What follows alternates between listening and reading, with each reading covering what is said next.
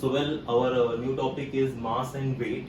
Okay, so we have to see the distinguish between mass and weight या difference between mass and weight. मास और weight में difference क्या है? तो generally हम जब मास और वेट की जब बात करते हैं तो दोनों हमें सेम लगते हैं, मतलब मास भी वेट भी दोनों इक्वल है। मैं इसको एक एग्जांपल से बताता हूँ। जैसे अगर सपोज एक पर्सन, ठीक है, हमने माना एक पर्सन है, ये अपना वेट कराने गया और इसको पता चला इसका वेट है 50 केजी। कितना वेट है? 50 केजी। अभी आप ध्यान से देखना, यहाँ पे हमने यूनिट क्या लिखा है, मैं इस पे थोड़ी देर बाद आऊंगा। इसके वेट को मैं यहीं पे छोड़ देता हूँ, ठीक है। इसने वेट किया, कितना है इसका वेट? 50 केजी। तो मतलब हमने यहाँ पे वेट को जो है केजी में रिप्रेजेंट किया, आप समझ रहे हो? तो हमारा जो अंडरस्टैंडिंग है वही थोड़ा सा गड़बड़ है, पर उस पर हम आते हैं थोड़ी देर पे। पहले इनको समझ लेते हैं, फिर वो और ज्यादा अच्छे समझेगा। तो मास क्या है? तो किसी भी मैटर में या किसी भी ऑब्जेक्ट में कितना मैटर प्रेजेंट है, राइट, वो उसका मास हो जाता है। तो इसका देखो डेफिनेशन में हमने क्या दिया, mass is the amount of matter present in an object. तो एक ऑब्जेक्ट में कितना मैटर प्रेजेंट है वही उसका क्या हो जाएगा? मास हो जाएगा। It's a scalar quantity. Mass क्या है? Scalar quantity. स्केलर क्वांटिटी मतलब क्या होता है? एक ऐसी क्वांटिटी जो किसी पे डिपेंड नहीं करती, राइट, और इनके पास कोई डायरेक्शन भी नहीं होता है, इनके पास सिर्फ मैग्नीट्यूड होता है। मैग्नीट्यूड होना मतलब क्या होता है? Magnitude is a number with unit. जैसे अगर आप देखोगे, मैंने लिखा है एसआई यूनिट इसका है केजी, मतलब हम मास को केजी में डिनोट करते हैं। तो अगर मैंने एक एग्जांपल लिख दिया जैसे 10 केजी, तो यहाँ पे 10 केजी क्या है? 10 एक नंबर है, केजी यहाँ पे एक यूनिट है, बराबर। पर यहाँ पे कहीं डायरेक्शन है? नहीं। तो अगर इसमें डायरेक्शन नहीं है तो ये वेक्टर क्वांटिटी नहीं है, क्या है? स्केलर क्वांटिटी है, ठीक है। तो ये हो गया हमारा मास। वेट की बात करते हैं। वेट क्या है? The weight of an object is defined as the force with which the earth attracts the object. तो देखो अभी हर एक ऑब्जेक्ट को अर्थ अट्रैक्ट कर रहा है, हमें, तुम्हें, बाकी सबको, राइट। सो हर किसी को अर्थ जो है अट्रैक्ट कर रहा है, और वो किसी ना किसी एक्सेलरेशन से अट्रैक्ट कर रहा है, बराबर। किसी ना किसी एक्सेलरेशन, किसी ना किसी फोर्स से अट्रैक्ट कर रहा है। तो यहाँ पे जो भी अट्रैक्शन हो रहा है हमारा, तो वो जो अट्रैक्शन है वो उसके हम यहाँ पे वेट के टर्म में लिखते हैं। जैसे अगर मैं सिंपल बताऊं तो यहाँ पे आपको ये अंडरस्टैंड करना है कि our weight is equal to force. फिर से समझ लो, our weight is equal to force. हमारा जितना वेट है वो है इक्वल कितना? किससे? फोर्स से। अब ये कैसे हो रहा है भाई? मेरा वेट फोर्स से कैसे इक्वल हो जा रहा है? देखो अभी जैसे मैंने मास का एग्जांपल दिया, मास क्या है यहाँ पे? Amount of matter present in a body, बराबर। Amount of matter present in a body. अगर मैं खुद को कंसीडर करता हूँ तो मेरे बॉडी में कुछ ना कुछ सारे जो भी मैटर्स हैं, उन सारे मैटर्स का कुछ ना कुछ वेट होगा, राइट। तो क्या उनका मैं मास की बात करता हूँ पहले, उन सबका कुछ ना कुछ मास है। मेरे बॉडी में जितने भी मैटर्स हैं, मतलब जितने बॉडी के ऑर्गन्स है, उन सबको मिला दो, राइट, सारे सेल्स को, टिश्यूज को, सबको मिला दो, तो मेरे बॉडी का कुछ ना कुछ मास बन जाता है। अब उस मास पे क्या हो रही है? ग्रेविटी एक्ट हो रही है। उस मास पे क्या हो रहा है? ग्रेविटी एक्ट हो रहा है। तो जब भी किसी मास पे ग्रेविटी एक्ट होता है तो वो मुझे इन ऑल या टोटल वेट बताता है। क्या बताता है? वेट। तो अभी यहाँ पे मैं जब इस पर्सन ने अपना वेट मेजर किया, तो इस पे क्या हो रहा था? ग्रेविटी एक्ट हो रही थी, और ग्रेविटी कहाँ एक्ट हो रही थी? डाउनवर्ड। तो जब इसने अपना वेट मेजर किया तो इसको वेट आया 50 केजी। अब हम यहाँ पे यूनिट यूज करते हैं केजी, पर देखोगे यहाँ पे तो मैंने वेट का यूनिट बताया है न्यूटन। तो ये कुछ गड़बड़ नहीं लग रहा है? मास का यूनिट हम केजी ले रहे हैं, वेट का यूनिट हम न्यूटन बता रहे हैं, पर हम लिखते हैं केजी, राइट। तो ये गलत है। हम वेट को कभी भी केजी में नहीं लिख सकते।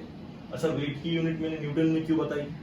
क्योंकि weight is equal to force.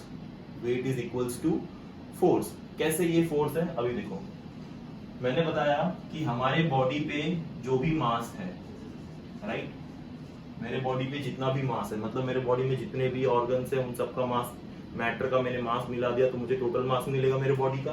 तो मेरे बॉडी का जो टोटल मास है उस पे कौन एक्ट कर रहा है? ग्रेविटी। तो मास, मेरे बॉडी के मास पे जो भी ग्रेविटी एक्ट करेगी उसे मैंने क्या बता दिया? ये मुझे क्या देगा? मेरे बॉडी का वेट। ये मुझे क्या देगा? मेरे बॉडी का वेट। बट अभी आप एक चीज ध्यान से देखना, मास क्या है? मास को हम m से लिखते हैं, ग्रेविटी को हम g से लिखते हैं, और वेट को हम क्या लिखते हैं? ये g मतलब ग्रेविटी है, मेरा एक्सेलरेशन ड्यू टू ग्रेविटी है, और ये वेट क्या है? w। पर अगर आपको पता होगा, हमने पहले किया था, m और g क्या होता है? What is mg? mg is force ना। कैसे? आपको न्यूटन सेकेंड लॉ पढ़ा है, न्यूटन सेकेंड लॉ में हम क्या लिखते हैं? ये भी लिखता हूं मैं, F equals to ma, F equals to ma, mass into acceleration, बराबर, and here g is my acceleration, तो m into a is force, so m into g which is also an acceleration, which this is acceleration due to gravity, तो ये भी एक force हो गया ना, तो ये भी क्या हो गया? एक फोर्स हो गया। तो मैं यहाँ पे इसे ऐसे लिख देता हूँ, तो this is also a force, so m and g is a weight and m and g is also a force, so I can say weight and force are equal, weight and force are equal, या मैं इसे नीचे ऐसे अलग से लिख देता हूँ तो और ज्यादा अंडरस्टैंडिंग होगा, m into g equals to force। तो देखो इन दोनों इक्वेशन में दोनों का LHS सेम है, तो RHS भी सेम हो जाएगा, तो I can say weight is equal to force। तो अगर फोर्स का यूनिट न्यूटन है तो वेट का भी यूनिट क्या होगा? न्यूटन ही होगा ना, बिकॉज दोनों इक्वल है, देयरफॉर वेट का यूनिट क्या होता है? न्यूटन। और फोर्स एक वेक्टर क्वांटिटी है, इसलिए वेट भी क्या होती है? एक वेक्टर क्वांटिटी होती है, राइट। तो ये चीजें हो गई इनके लिए। अब यहाँ पे आते हैं, हम जब बात करते हैं वेट की, हमारे वेट कितना है? 50 kg। अगर हमने वेट को ही 50 kg ले लिया, मतलब मैंने तो मास बता दिया मेरा 50 kg हो गया, मतलब ये क्या हो गया? मेरा मास हो गया ना। तो अगर मैंने मास, अगर मैं वेट निकालना चाहूँ अभी इस केजी से, तो मैं कैसे निकालूंगा? Weight is equals to m into g, बराबर। अब देखो 50 kg, अगर हम ऐसा मानते, कि मास और वेट इक्वल है, मास और वेट इक्वल है, तो मैंने मास की जगह क्या लिख दिया? 50 लिख दिया, और जी कितना है मेरा? 9.8। अभी वैल्यू फाइंड आउट की थी, राइट। तो 50 into 9.8 क्या आंसर देगा? 5 is 40, 5 9 is 45, 49। तो ये मुझे आंसर देगा 490.0, राइट। हमें पॉइंट है, तो ये मुझे 490 दे रहा है। इसका मतलब क्या मेरा वेट 490 है? नहीं, तो इस पर्सन का वेट 490 हो ही नहीं सकता है। केजी में अगर जाएंगे हम फिर से, अगर हम केजी मान रहे हैं तो ये एक अजम्पशन ले रहा हूं मैं, जो हम सोचते हैं, हम क्या सोचते हैं? मास और वेट इक्वल है, तो अगर मास और वेट इक्वल है तो इस फॉर्मूले में मैंने जो मेरा वेट था, मतलब जो हमने वजन किया, उस वजन को मैंने यहाँ लिख दिया, तो मुझे जो वेट मिला वो तो गलत मिल गया ना। तो इसीलिए मास और वेट इक्वल नहीं है, दोनों डिफरेंट है। मास जो है वो हमेशा हम केजी में मेजर करते हैं, वेट को हमेशा हम न्यूटन में लिखते हैं, और ये एग्जाम में आपके आता है, right. They will ask you that SI unit of mass is dash, SI unit of weight is dash। तो ये आपको पता होना चाहिए, मास का किलोग्राम है, वेट का न्यूटन है, राइट। सो ये जो है बेसिक डिफरेंस है मास और वेट में। तो आप भी अपना मास और वेट कैलकुलेट कर सकते हो। अभी देखो आपको तो अपना वेट पता है, मास तो पता नहीं है, बराबर।